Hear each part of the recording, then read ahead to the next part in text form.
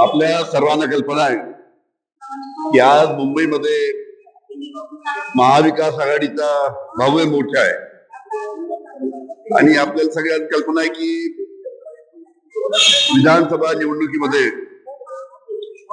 ज्या पद्धतीनं मोठ्या प्रमाणात ईव्हीएमच्या माध्यमातून घोटाळे झाले, त्याचबरोबर मतचोरी झाली, मतदार याद्यामध्ये अनेक त्रुटी आहेत, घोळ आहेत. एका घरामध्ये 130 लोक आहेत. कालच बातमी आली की नवी मुंबईच्या कमिशनरच्या घरामध्ये तिथे सुद्धा 120 लोक सापडले. त्याच्यामुळे सर्वांची मागणी आहे, सर्वपक्षी मागणी आहे की त्या मतदार याद्यामध्ये जो घोळ आहे संपूर्ण महाराष्ट्रामध्ये, तो मतदार याद्यातील घोळ पहिले दुरुस्त करावा, ज्या काही चुका असतील त्या चुका दुरुस्त कराव्या आणि नंतर निवडणुका घ्याव्या, म्हणजे फेअर निवडणुका होतील. कारण की अशा मतदार याद्यामध्ये घोळ असताना जर निवडणुका घेतल्या तर हे निवडणुकीच्या दृष्टीने योग्य नाही, लोकशाहीच्या दृष्टीने योग्य नाही. आणि म्हणून मतदार याद्यातील सर्व चुका दुरुस्त करून पुढे निवडणुका स्थानिक स्वराज्य संस्थेच्या घ्याव्या, हे आमचं सर्व स्थानिक जे आमच्या महाविकास आघाडी आहे त्यांचं सर्वांचं म्हणणं आहे.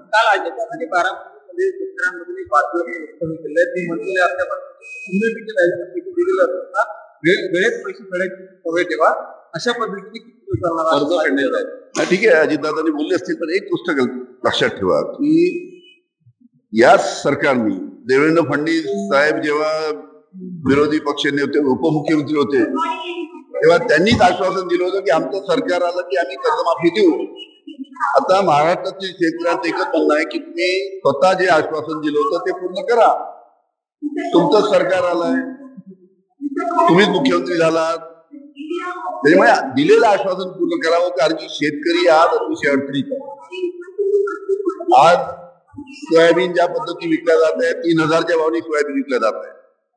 शासकीय सोयाबीनचा दर आहे 5328 रुपये प्रति क्विंटल आणि 3000 म्हणजे 2000 रुपये एका क्विंटलच्या मागानं शेतकऱ्यांचं नुकसान होत आहे. आता पुढे कापूस येणार आहे, अशी परिस्थिती दिसते की कापसाला सुद्धा भाव राहणार.